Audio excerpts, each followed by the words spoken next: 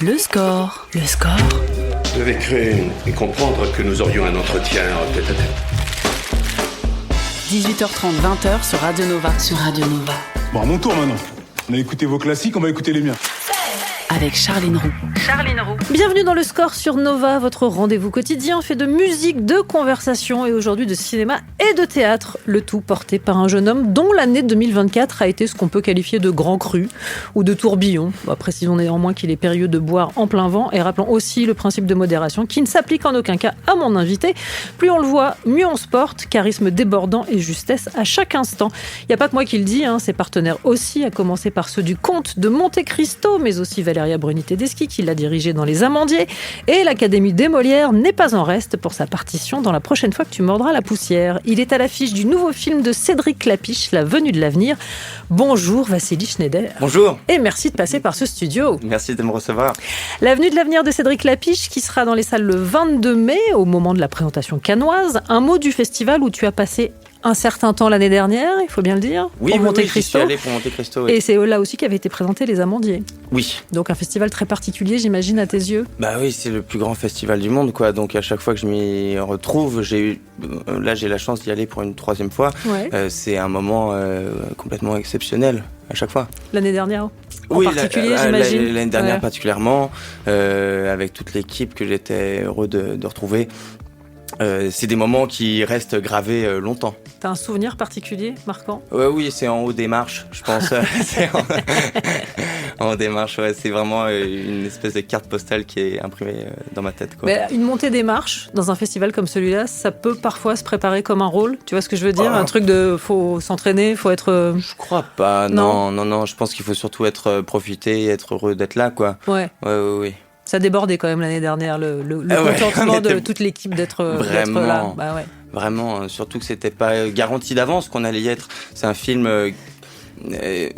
très populaire, donc forcément, c'est pas l'ADN, ce qu'on peut penser de l'ADN de Cannes. Ouais. Donc on s'attendait pas forcément à y être. C'est un blockbuster. Oui, puis en plus on connaissait. Et les chiffres le prouvent. Oui, et on savait pas encore qu'on allait avoir ces chiffres-là. Ouais. Il y a une question rituelle dans cette émission que je te soumets. Quel est ton rapport à la musique dans la vie de tous les jours ? Je joue de la musique beaucoup, mais pour moi, j'enregistre rien du tout. C'est vraiment juste, je fais beaucoup de piano, du piano jazz. Et puis après moi j'ai grandi dans une maison où il y avait beaucoup de musique, Alyosha qui jouait, mon frère Volodya qui est batteur et donc forcément dans la maison c'était presque une espèce de cacophonie de guitare, de piano parce que ma mère jouait du piano aussi, mon frère qui jouait de la batterie.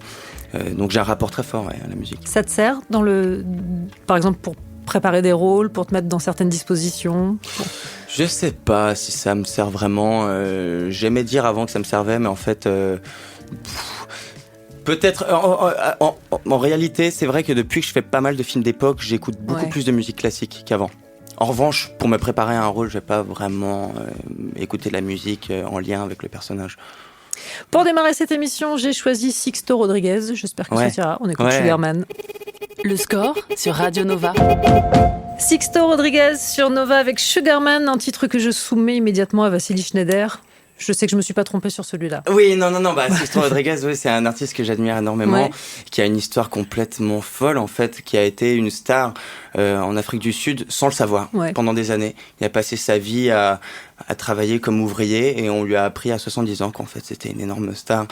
C'est une histoire extrêmement touchante. J'ai découvert le documentaire il y a longtemps et je l'ai revu il y a 2 semaines. Donc c'est assez drôle que vous passiez la chanson, quoi. On parle aujourd'hui de La venue de l'avenir de Cédric Klapisch dans les salles le 22 mai. C'est un film à double temporalité. Aujourd'hui, en 2025, une famille très élargie apprend qu'elle hérite d'une maison abandonnée depuis des années. 4 émissaires sont envoyés sur place pour état des lieux. Une maison chargée de souvenirs, notamment ceux d'Adèle, une jeune femme de 1895, qui, elle, part pour Paris, aussi pour une affaire de famille.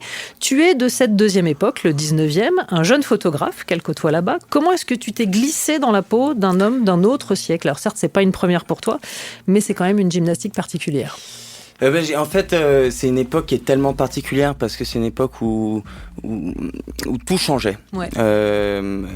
Les technologies arrivaient à toute allure, la photo arrivait, le cinéma arrivait. On est en 1895, donc c'était aussi le début du cinéma.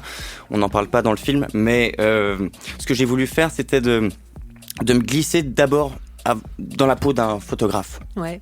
Je me suis remis à faire de la photo, j'en faisais quand j'étais ado, pour aiguiser un peu mon regard de photographe. Ouais. Quoi. Je pense que les photographes observent le monde différemment que nous. Et je me suis aussi mis à regarder pas mal de photos de Paris de l'époque. Parce que comme on allait faire du studio, je voulais avoir une idée un petit peu de l'ambiance, de la ville, des rues, m'imaginer les odeurs. C'est un travail que j'aime faire en fait, de me plonger à fond dans un univers. Et j'ai beaucoup lu aussi sur notamment Félix Nadar. Et Scène de la vie de Bohème aussi, c'est Scène de la vie de Bohème que j'ai lu, alors que j'ai pas terminé, mais que j'ai hâte de terminer. Puis j'ai lu un livre sur Félix Nadar qui est dans le film mon idole, mon photographe que préféré et avec qui je vais travailler. Et ce qui m'a permis de me donner les outils pour pouvoir improviser si jamais Cédric nous le demandait. Tu donnes l'impression de maîtriser avec une extrême facilité une langue qui est sensiblement différente à celle qu'on pratique aujourd'hui. Ça tient à quoi, selon toi ? Après, c'est vraiment quand c'est bien écrit, forcément, ça peut sonner plus naturel que quand c'est... Le danger avec les films d'époque, c'est que souvent c'est trop écrit et c'est là que ça peut être casse-gueule pour les acteurs. Là, Cédric était ouvert à ce qu'on modernise aussi un petit peu. Et puis je pense qu'on se fait une fausse idée sur le langage de l'époque. Je pense que les gens parlaient pas aussi bien que ce qu'on pense. Donc voilà, on s'autorisait avec Paul et Suzanne à moderniser. Paul Kircher et Suzanne Lindon, pardon, je n'avais pas précisé les noms de tes partenaires. Voilà, à s'approprier, moderniser un peu le texte. Mais je te dis ça parce que ça m'avait déjà frappé dans Monte Cristo. C'est-à-dire tu as cette grande qualité qui est que tu joues de manière extrêmement moderne sans être jamais anachronique. Est-ce que c'est un truc auquel tu fais attention ? Ah oui, carrément. Carrément, parce que c'est le défi de ces films en fait. En plus, Monte Cristo, on voulait rejoindre un public assez jeune. Ça aurait pu être très plombant si on parlait avec des mots incompréhensibles et donc voilà, j'avais envie que mon jeu soit le plus accessible en fait et le plus proche de moi. C'est un vrai travail parce que c'est vrai qu'on fait un film moderne, on se dit comment je le dirais dans la vie et on le dit comme ça. Et là on peut pas faire ça avec les textes d'époque. C'est un siècle différent et c'est aussi un monde particulier, puisque c'est un cinéma particulier que celui de Cédric Clapiche. C'est un réalisateur que tu as découvert, toi, quand tu étais plus jeune et en famille. Oui, les films de Cédric passaient souvent à la télé au Québec. Et à chaque fois, on les regardait, alors qu'on les avait vus 2 semaines avant. J'ai dû voir, franchement, la trilogie Auberge espagnole, Poupée russe et Casse-tête chinois. J'ai dû les voir 10 fois chacun. Depuis tout petit, quoi. Donc, forcément, quand je me suis retrouvé dans le casting de La Venue de l'Avenir, il y avait quelque chose d'irréel pour moi. Et j'avais l'impression aussi de rendre mes parents très fiers. Et de rentrer dans la télé. Et vraiment. Je vois très bien. On continue de parler de La Venue de l'Avenir. Dans un instant, on écoutera aussi Voyou avec Syracuse. Ce sera juste après la pub. Le score sur Radio Nova. Nova. Syracuse, revue par Voyou sur Nova. Et on parle aujourd'hui en la compagnie de Vassili Schneider de La Venue de l'Avenir, le nouveau film de Cédric Clapiche. Je voulais te demander quel directeur d'acteur est-ce qu'il est ? Alors, je m'attendais pas à ce qu'il soit aussi présent avec les acteurs. Parce que c'est vrai qu'on regarde ces films, on se dit il y a beaucoup d'improvisation. On peut penser qu'il y a beaucoup d'improvisation et qu'il a choisi des acteurs pour leur nature. Et finalement, il sait exactement ce qu'il veut. Et au-delà de savoir exactement ce qu'il veut, il laisse aux acteurs la liberté de proposer énormément de choses. Ce que j'adorais, c'était parfois rajouter une réplique. Cédric venait nous voir derrière pour nous dire « Ne dis pas ça, c'est pas bien ». Ou alors, il nous disait « Garde cette idée, elle est super ». Et donc, il est très ouvert aux propositions. Tu le disais, Paris est encore une fois très présente dans le film, comme c'est parfois le cas dans les films de Clapiche. Mais c'est un Paris qui est à la fois en chantier et en pleine révolution, qu'elle soit industrielle ou culturelle. Est-ce qu'il y a un plaisir particulier en tant que comédien de jouer cette effervescence-là ? Surtout dans un monde artistique. Oui, je pense que oui. En fait, c'est vrai que c'était la première fois que je jouais. Non, j'avais vécu ça avec les Amandiers. Les Amandiers, ouais. D'avoir une troupe de jeunes. Ce qui est super, c'est qu'on se teste les uns les autres. On a envie de se déstabiliser pour créer des accidents devant la caméra. On s'amuse vachement, on rigole entre les prises. Et je pense que c'est exactement ce qui plaît aux metteurs en scène, en fait, de filmer la connerie de la jeunesse, de filmer les rigolades. Et oui, non, je prends un plaisir fou à faire ça. Mais alors justement, ton personnage évolue en trio avec Adèle, d'une part, qui est incarnée par Suzanne Landon, mais aussi avec un jeune peintre incarné par Paul Kircher. Comment est-ce que vous avez œuvré, tous les trois, pour rendre cette colloque, parce qu'on va vraiment parler de colloque, du 19e, aussi vivante ? Eh ben, Suzanne, je la connaissais déjà, grâce aux Amandiers. Donc on était déjà potes. Et puis Paul... On se connaissait vaguement, mais on n'avait aucun lien. Il joue au tennis, Paul, et moi aussi je joue au tennis. Donc je lui ai proposé qu'on se fasse des parties de tennis avant le tournage pour apprendre à se connaître, pour rigoler, pour qu'il n'y ait aucune gêne entre nous. Et voilà, pour qu'on ait...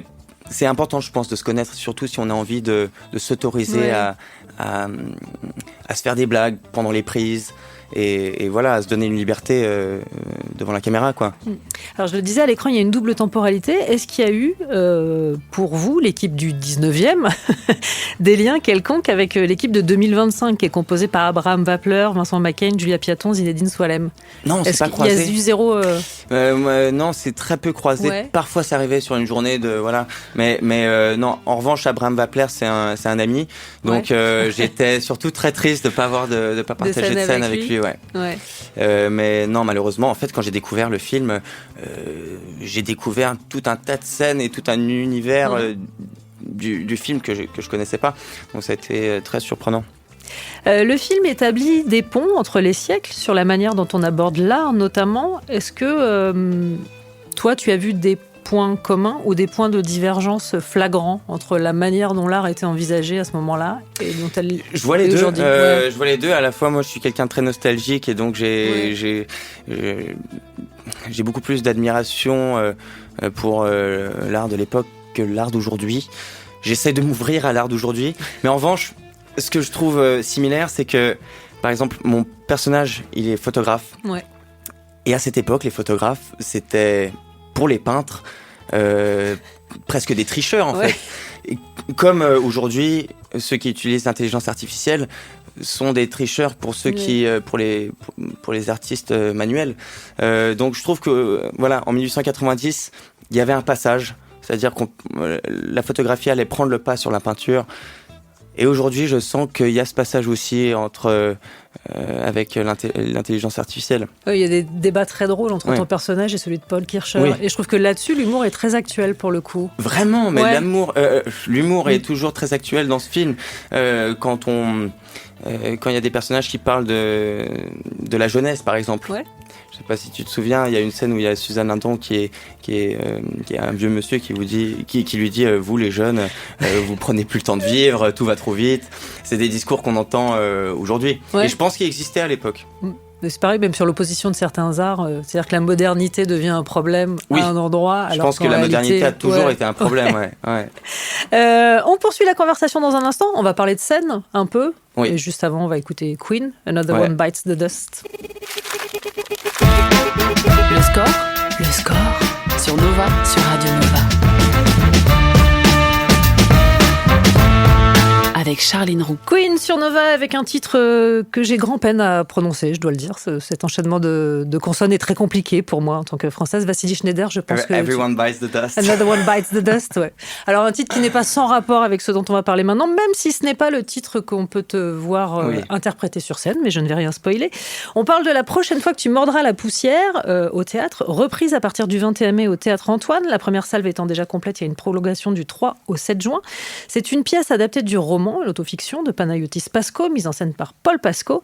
Première pièce de théâtre, 60 représentations à guichet fermé au Théâtre du Petit Saint-Martin et direct une nomination au Molière catégorie Révélation. En même temps, je pèse mes mots, tu es absolument époustouflant sur scène. Merci. Revenons quand même au commencement. Comment est-ce que ce projet est arrivé entre tes mains ? J'ai passé un casting. Ouais. J'ai passé un casting et c'est très rare de passer des castings de théâtre. Ouais. Il y en a très peu. Donc j'ai découvert le texte à ce moment-là. Le metteur en scène Paul Pasco voulait qu'on choisisse une page du livre et qu'on le joue devant lui. J'ai choisi un chapitre entier parce que je voulais absolument décrocher ce rôle. Oui, tu le voulais très très fort. Vraiment, j'ai toujours rêvé de faire du théâtre et je voyais en lisant le texte que c'était un rôle qui pouvait m'aller. Et je me suis dit, il faut pas que je rate cette occasion. J'ai travaillé très fort ce casting avec mon père qui faisait du théâtre il y a des années et du coup qui m'a un petit peu aidé à adapter mon jeu pour la scène. Et voilà, et donc j'ai passé le casting et ça a marché. Mais alors, est-ce que tu arrives à formaliser ce qui a résonné si fort chez toi dans ce dialogue entre un jeune homme et son père qui est incarné sur scène par Yann Pradal ? C'est une sorte de mise au point sur des non-dits familiaux. Qu'est-ce qui, toi, t'a happé à ce point-là, en fait ? Moi, j'ai rien à voir avec le personnage. Ouais. C'est un personnage qui souffre de dépression, qui a eu du mal à assumer son homosexualité face à sa famille. Qui questionne plein d'endroits de sa vie. Voilà. Ouais. Moi, je n'ai pas vécu ça. En revanche, ce que je peux vivre, et en lien avec le personnage, c'est que c'est un personnage qui dit avoir du mal à parfois à accéder à ses émotions, à les accepter, qui a du mal à se laisser être vulnérable. Et c'est quelque chose que je vis, vraiment. Je me pose beaucoup la question, pourquoi je n'arrive pas à être touché par telle chose, pourquoi j'arrive pas à être joyeux pour telle nouvelle, telle chose qui m'arrive. Je bloque beaucoup les choses, les émotions. Donc c'est un texte qui m'a beaucoup parlé pour ça, mais aussi parce qu'il parle de la relation père-fils. Moi j'ai une relation très forte avec mon père, qui est l'opposé de... J'ai une relation vraiment que d'amour avec mon père, mais on est tellement proches que forcément ce texte me parle. C'est au moment où tu as tourné Les Amandiers avec Valéria Bruni-Tedeschi que tu as eu des envies de théâtre ? Oui, j'ai toujours eu envie de faire du théâtre, mais comme sur ce film, on travaillait des scènes de Tchekhov. Valéria m'a dit, Vassili, je pense que tu as du talent pour le théâtre, je pense que tu devrais en faire, passer les concours d'école et te lancer dans le théâtre, au-delà du cinéma. Et je l'ai pas écouté, j'ai pas fait de concours d'école.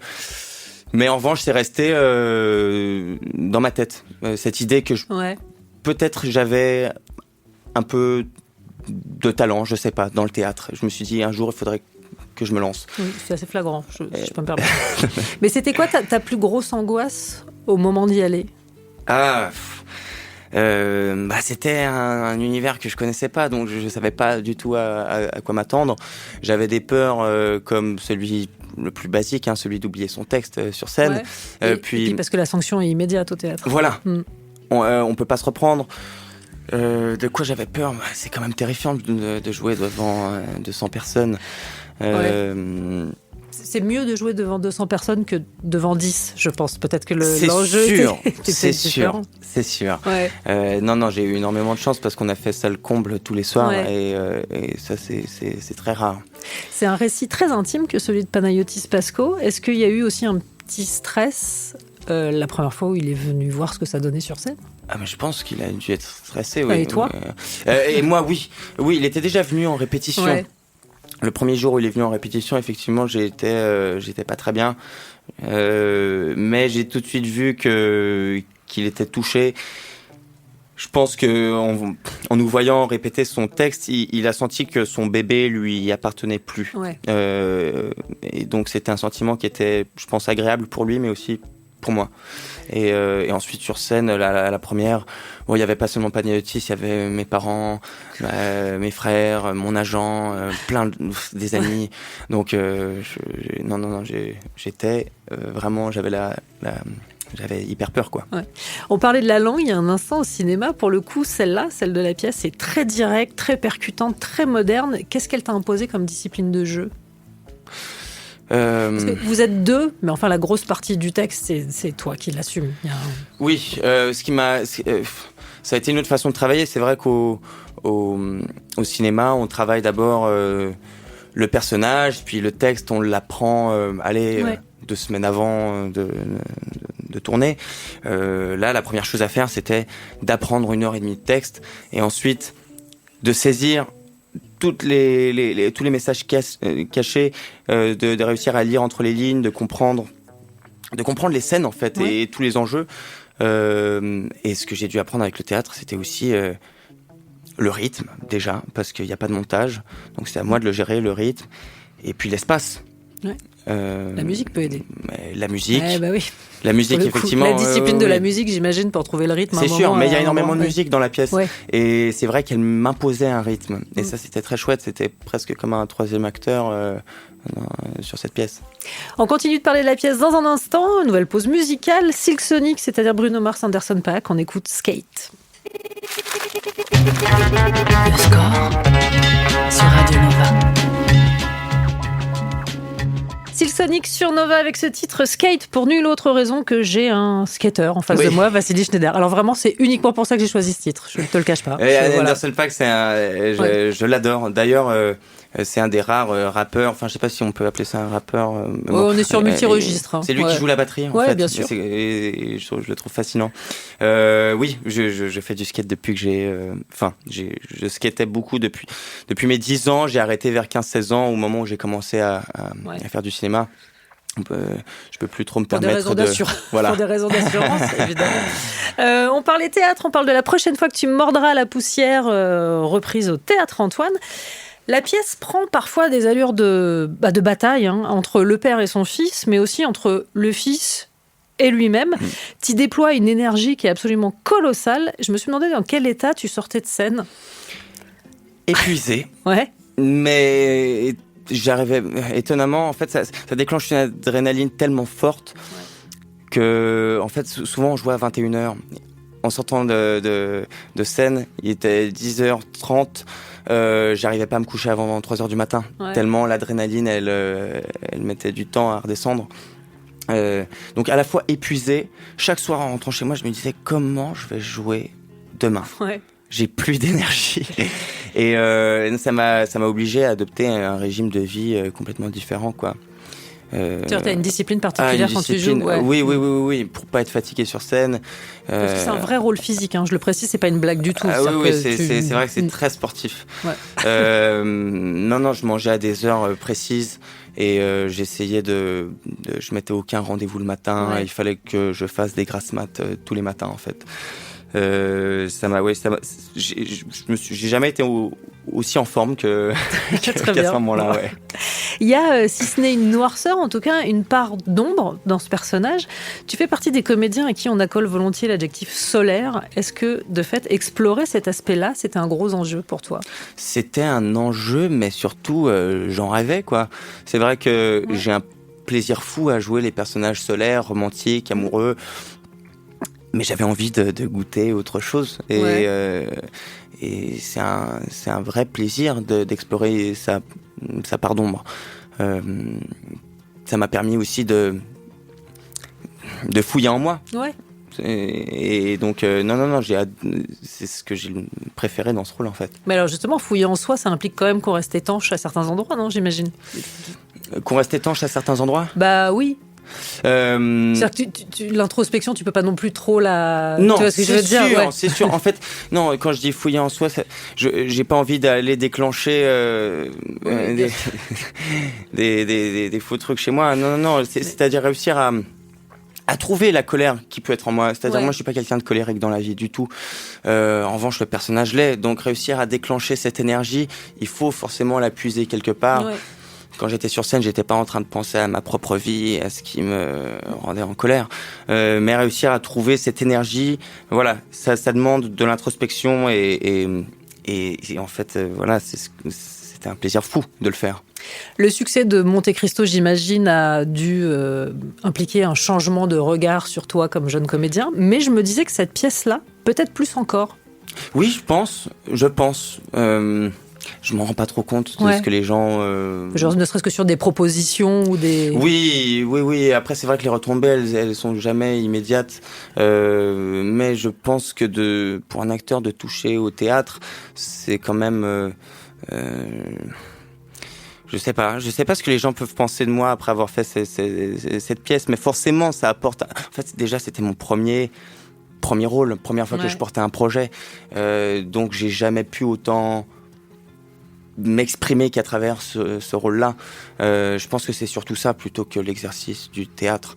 Après, je pense effectivement que ça impressionne certaines personnes de te tenir 1h30 sur scène. Ça, je m'en rends pas trop compte, j'avoue. Et est-ce que tu es attentif aux gratifications de tes pairs ? Il y a un moment où on disait toute première scène est déjà repérée pour les Molières, quoi. Oui, ça c'est complètement hallucinant et je peux pas. Je suis obligé de partager cette nomination avec tout le reste de l'équipe, qui est Paul Pasco, qui m'a franchement tout appris.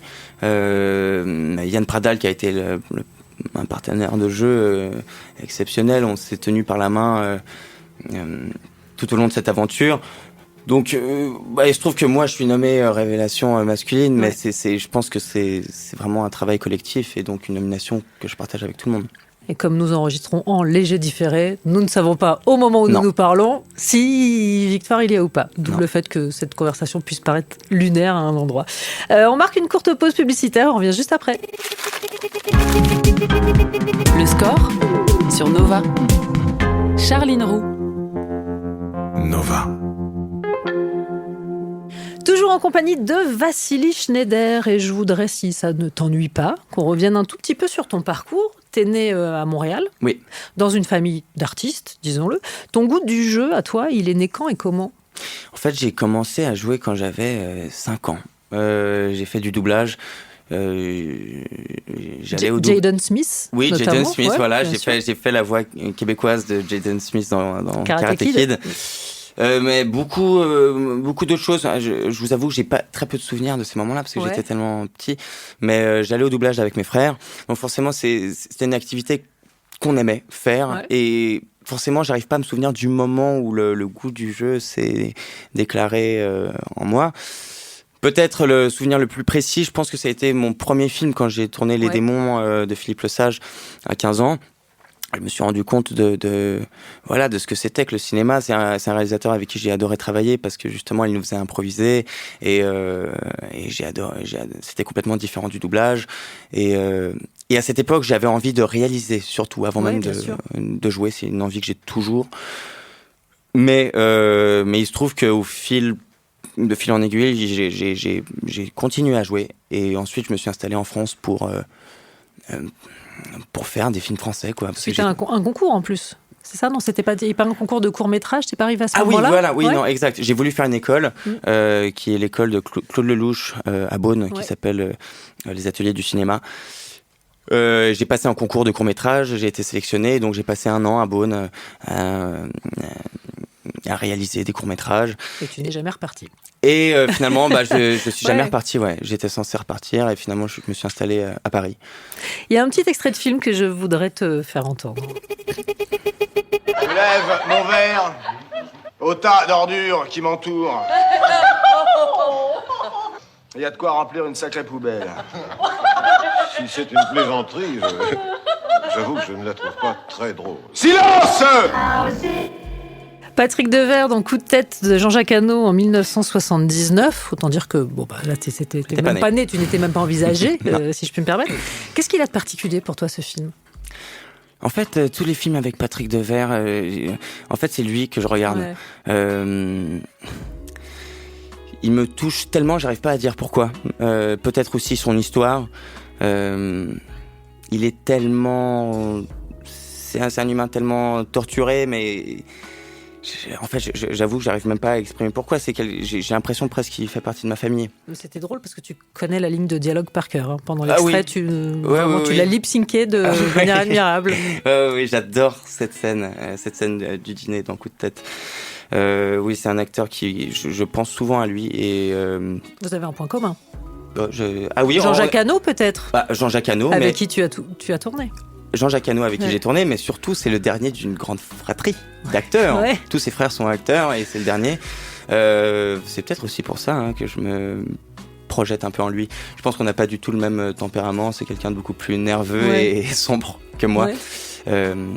Mais je rêverais d'avoir sa carrière en tout cas. J'ai lu dans plusieurs interviews que tu avais envie de sortir, je cite, des rôles de jeunes premiers. Je me suis demandé si tu avais des envies de comédie aussi, de pure comédie. Oui, oui, j'adore me marrer, donc j'aimerais vraiment tourner dans une comédie. Il faut que je tombe sur le bon projet. Est-ce que les gens ont confiance en moi aussi pour jouer de la comédie ? On m'a pas encore vu là-dedans. J'adorais si le bon projet se présentait à moi. Quel genre de comédie ? Quel genre de comédie ?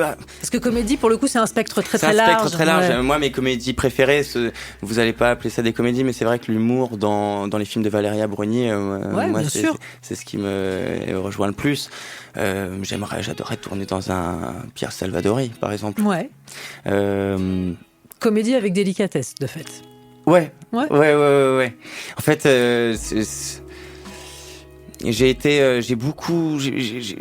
adoré les films de Blier quand j'étais jeune. Ouais. Je pense que c'est des films qui sont problématiques aujourd'hui, mais il a une intelligence des dialogues qui doivent être, ça doit tellement être plaisant pour un acteur de jouer les dialogues de Blier.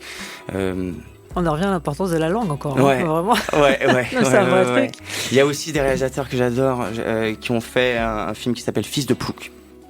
J'ai oublié leur nom, mais j'ai adoré ce film. J'adorerais tourner avec eux. Et alors, tu as réalisé un court-métrage adapté d'une nouvelle de Raphaël Laroche. Oui, c'est une nouvelle qui s'appelle La plus belle fille du monde, et que j'ai tournée cet automne, qui est en post-production, et avec les acteurs Melville Poupeau et Eva Danino.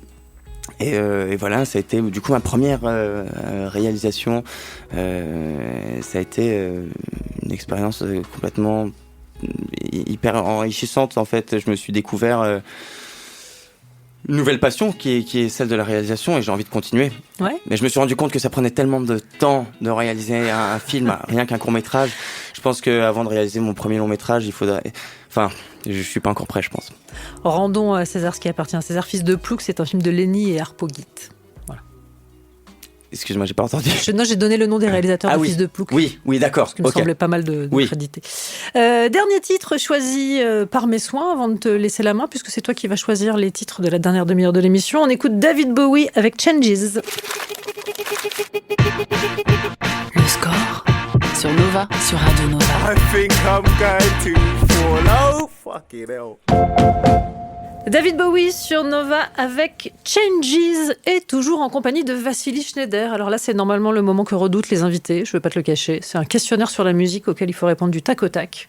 Ce sont sur tes souvenirs musicaux. D'accord. C'est pas, voilà.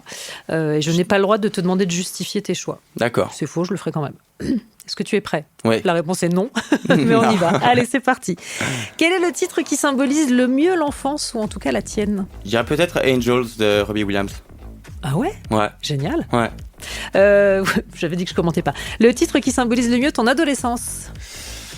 93 Till Infinity de Souls of Mischief. Très prononcé bien. n'importe comment. Non, c'était très bien. C'est mieux que ce que j'aurais fait de toute façon. Ton hit de karaoké ? Ah, j'aime bien chanter Gainsbourg au karaoké. Ouais. Peut-être parce que. Mais en fait, ça, je crois que c'est Gainsbourg l'a chanté, mais je pense que c'est de Charles Aznavour, en fait. Le titre qu'on serait peut-être surpris de trouver dans tes playlists. Peut-être Ève, lève-toi de Julie Pietri. Alors, je te confirme que ça me surprend. Donc ça marche. Le titre qui te propulse immédiatement sur la piste de danse. Ève, lève-toi de Julie Pietri. Et le titre qui t'en fait immédiatement sortir. C'est pas forcément une méchanceté, hein. Ça peut être aussi parce que c'est un style musical sur lequel t'es pas à l'aise en danse, quoi. Non, en vrai, je pense qu'il y en a pas. J'essaie toujours de m'ambiancer, même sur les chansons que j'aime pas. Monsieur est danseur, très bien. Ta chanson de comédie musicale préférée? I'm Singing in the Rain. Très bien. Le titre que tu as le plus écouté ces derniers jours? T'as le droit de consulter ton téléphone, évidemment. Je crois Julia des Beatles. Très bien. Et la chanson dont t'as un mal de chien à te débarrasser une fois que tu l'as en tête? C'est ces petites rengaines qui reviennent comme ça. Il y en a une que j'ai en tête depuis 4 ans, ouais. Alors que je l'écoute pas. C'est la chanson de Corneille. Comment elle s'appelle? Chaque jour, alors chaque jour le dernier, ouais, pas la papa. Ouais. Ah là là, je l'ai dans la tête. Alors ça, voilà, c'est bon. Moi, je l'ai aussi. Ouais. Pour toute la soirée. Merci Vassili Schneider, très sympathique. Je rappelle que l'Avenue de l'avenir de Cédric Lapiche, ce sera dans les salles le 22 mai et que tu remonteras sur les planches pour la prochaine fois que tu mordras la poussière au Théâtre Antoine à partir du 21 mai et les prolongations du 3 au 7 juin. Merci mille fois d'être passé par ce studio et on va maintenant passer à ta playlist puisque c'est toi le curateur de la demi-heure qui vient. Pour démarrer, tu as choisi Al Green avec Let's Stay Together. Rapidement, pourquoi ce titre? J'adore Al Green, je l'écoute tout le temps. Je sais pas pourquoi, ça me rend heureux. Je l'écoute sous la douche. Le score sur Radio Nova. Nina Simone pour clore le score consacré à Vassili Schneider. Merci encore d'être venu faire un tour dans ce studio. Merci à vous. Et semaine prochaine, présentation à Cannes. L'Avenue de l'avenir de Cédric Lapiche. Bah oui, c'est une certitude. Dans les salles le 22 mai. Ah, j'ai compris. Je pensais que tu disais on se reverrait à Cannes. Ah bah si tu veux, oui, on risque de se croiser. Avec plaisir. Mais voilà. Bon. Merci mille fois. Et il est 20h, il est grand temps de retrouver David Blo et le Nova Club. Merci beaucoup.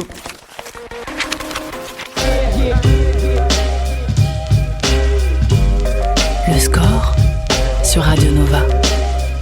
À retrouver en podcast sur nova.fr.